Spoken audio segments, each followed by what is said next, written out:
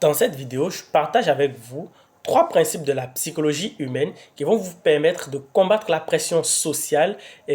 Restez jusqu'à la fin pour ne rien manquer et n'oubliez pas de vous abonner.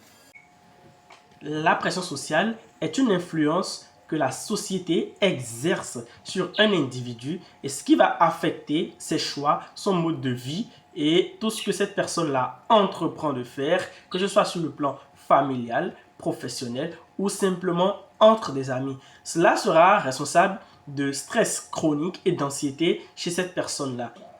Comme cause de la pression sociale, généralement chez les adultes jeunes ou les adolescents, nous avons le besoin d'appartenance. Le besoin d'appartenance peut pousser alors un individu à changer ses valeurs, à modifier lui ses principes pour pouvoir être accepté dans un tel ou tel groupe, dans une telle ou telle famille. Et donc de là, il laisse l'impression de ne plus être lui-même.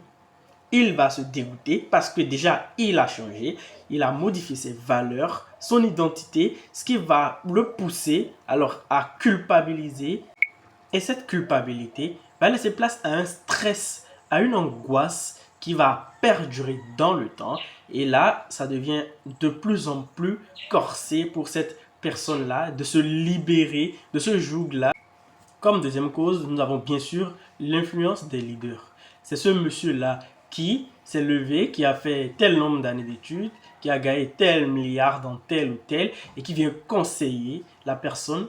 Et de façon récurrente, la suggestion devient une obligation parce que le cerveau humain est conditionné de telle façon que plus il est assujetti, plus tu te sens obligé de faire telle ou telle chose. Et ce qui alors devient une suggestion va devenir une obligation sur le long terme. Et là, c'est une sorte de pression sociale que l'on exerce sur généralement les adolescents et les adultes jeunes.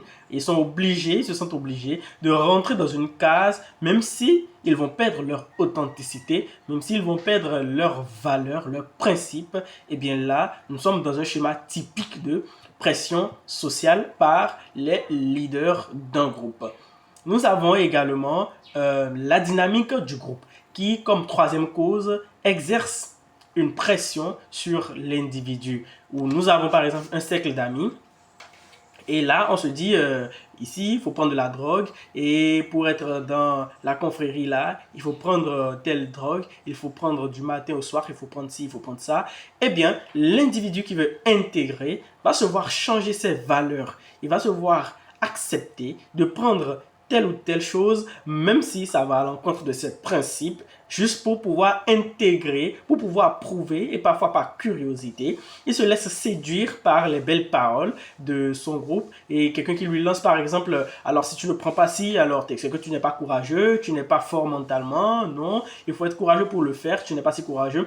Et de suggestion en suggestion, de démonstration en démonstration pour prouver qu'il mérite. Alors là, il va se mettre à se conformer à cette confrérie, il va se mettre à se conformer à ce groupe-là parce qu'il a besoin d'appartenir toujours, on rejoint la première cause. Et bien voilà, si toi aussi tu te retrouves dans un schéma de pression sociale, eh bien je vais te conseiller de prendre un carnet de notes et un stylo et de noter. Le premier principe psychologique que je partage avec toi, c'est de renforcer l'estime de soi. Et comment cela marche? Déjà, commence à accepter tes propres valeurs, à poser des principes que toi, tu restes fidèle à ces principes-là sans faillir. Tu vas commencer par valoriser tes choix, par justifier que voilà, tu n'es pas obligé de rester dans un schéma précis pour telle ou telle approbation. Tu n'as pas besoin de validation. Tu as juste besoin d'avoir plus confiance en toi et de reprendre le contrôle de ta vie. Si toi aussi tu te retrouves dans un schéma de pression sociale, eh bien je vais te conseiller de prendre un carnet de notes et un stylo et de noter. Le premier principe psychologique que je partage avec toi, c'est de renforcer l'estime de soi. Et comment cela marche? Déjà, commence à accepter tes propres valeurs, à poser des principes que toi, tu restes fidèle à ces principes-là sans faillir. Tu vas commencer par valoriser tes choix, par justifier que voilà, tu n'es pas obligé de rester dans un schéma précis pour telle ou telle approbation. Tu n'as pas besoin de validation. Tu as juste besoin d'avoir plus confiance en toi et de reprendre le contrôle de ta vie. Reconnais tes forces et tes qualités. Résiste aux attentes irréalistes des autres et aux jugements extérieurs et valorise tes propres choix. Comme deuxième principe, je vais te conseiller de développer une pensée critique. Et là, ça va te permettre de discerner ce qu'on te sert de ce qui est réel. Alors, tu vas beaucoup plus analyser les suggestions, réfléchir par rapport et prendre des décisions toi-même qui vont avec tes valeurs sans pour autant les modifier tout en restant authentique et vrai envers toi-même. En d'autres termes, c'est de ne pas accepter aveuglément les suggestions des autres par peur d'être rejeté, par peur de ne plus faire partir de la bande, par peur de ne plus être aimé ou quoi que ce soit. Et développer une pensée critique, c'est déjà comprendre que nul ne détient la vérité, que ce soit le pasteur, le prêtre, le charlatan, les parents, les amis, qui que ce soit. Et là, vous êtes prêt psychologiquement à avancer, à prendre des décisions en restant fidèle à vous-même, en toute authenticité. Le dernier principe, c'est de fixer des limites.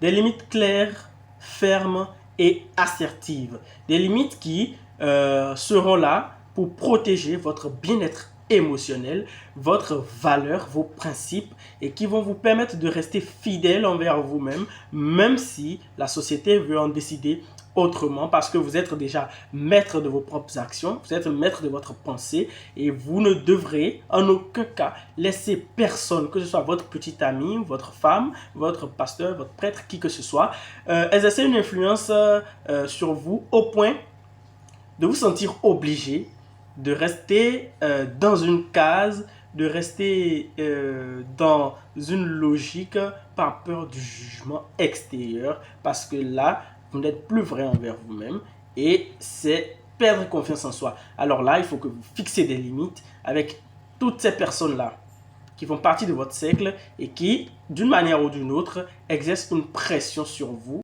même si à la base, vous étiez très attaché à ces personnes-là. Et donc, pour résumer, je vais vous dire que pour vaincre la pression sociale, nous avons besoin de renforcer l'estime de soi, développer une pensée critique et de fixer des limites claires et authentiques pour pouvoir vivre plus sereinement et réduire l'impact qu'aura la société sur notre mode de vie, sur nos choix.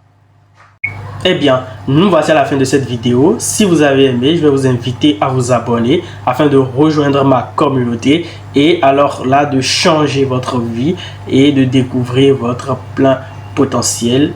À très bientôt. Ciao.